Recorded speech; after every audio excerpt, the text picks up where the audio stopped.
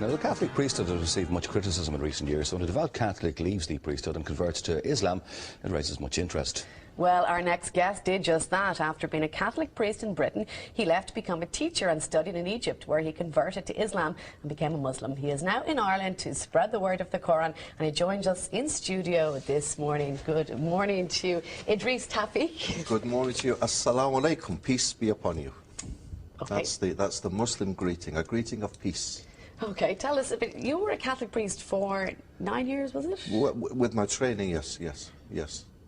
Why did you decide to convert? Well, if we had kind of 2 hours or a whole series, I could perhaps tell people it happened through people, through events, when I left the priesthood. I didn't leave the priesthood because I wanted to change my religion. That's for sure.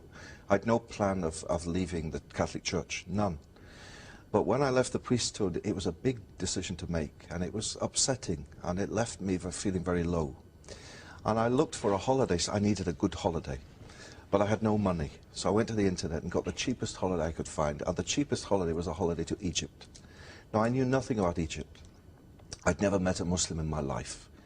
And all I knew about Muslims was what the television told me, that they chop your hands off, and that they blow themselves up, and that they hit ladies.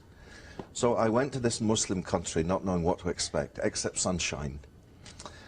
And I went there, and as God is my judge, that week changed my life, really, because I met Muslims for the first time and found that they weren't these sword-waving fanatics that we see on the TV, but they were good, honest people. And like Irish people, Muslim people, you know, they go out to work in the morning to put food on the table for their kids to eat. They pray.